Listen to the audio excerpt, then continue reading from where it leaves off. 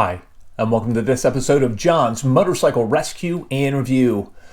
Alright guys, this episode is a little bit different from the norm that I do, and I had a recent circumstance that really prompted me to make this video. I recently picked up a 2016 Kawasaki Versys 1000 from a private owner. In the course of looking through the documentation that I found in one of the saddlebags, I realized that this used motorcycle had been purchased from a motorcycle dealership within the last 150 miles. Even though it had been purchased at a dealership within the last 150 miles, I still did my regular checks that I do on every bike that I purchase to make sure that it is safe for me to get out and ride on and enjoy. And on this one, I was really surprised at a couple of the items that I found that had either not been checked or simply not been addressed by the dealership that sold it within the last 150 miles. I'm not going to mention any dealership names in this video. This video is not meant to sling mud at local used motorcycle dealerships.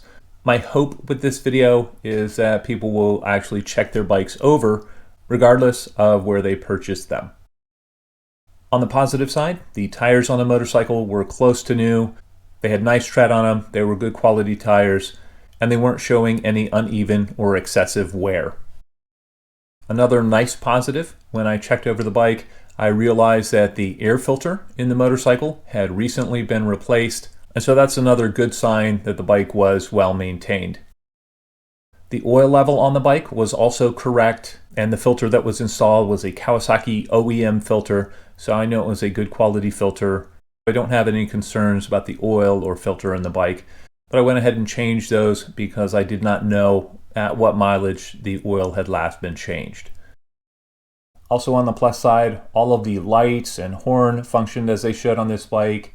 The coolant level was at the proper level as well. The charging system also functioned as it should. The first item that I found that really should have been addressed by the selling dealership was the chain on this motorcycle was excessively worn.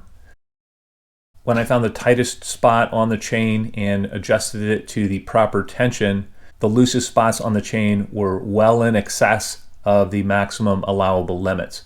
This bike has 19,700 original miles on it, and it was truly due for a new chain.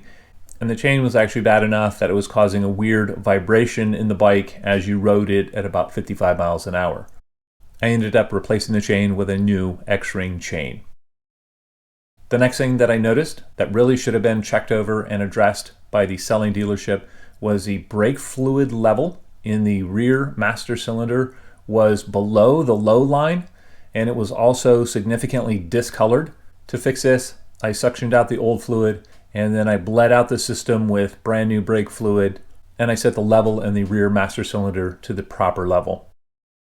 Looking at the front brakes, even though the level of the fluid in the front master cylinder was good, the fluid itself was really discolored, and when I pulled the top of the master cylinder off, the fluid inside really looked like swampy water. It was really nasty.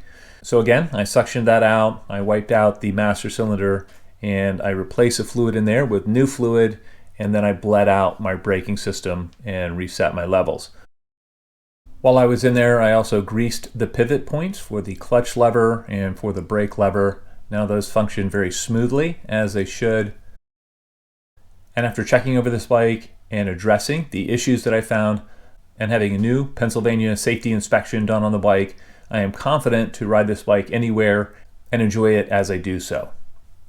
As I said earlier in the video, I'm not trying to disparage anyone by making this. Once a bike is yours, it is your responsibility, and it's always a great idea to check over your bike and make sure that it is ready to ride for the riding season, regardless of where you purchased it. You might just be surprised by what you find. If any of you out there have had a similar experience that kind of underlines why it's a good idea to check over your motorcycle after you purchase it, please feel free to comment in the comment section below. As always, I hope you found this video entertaining and informative, and until next time, enjoy the ride.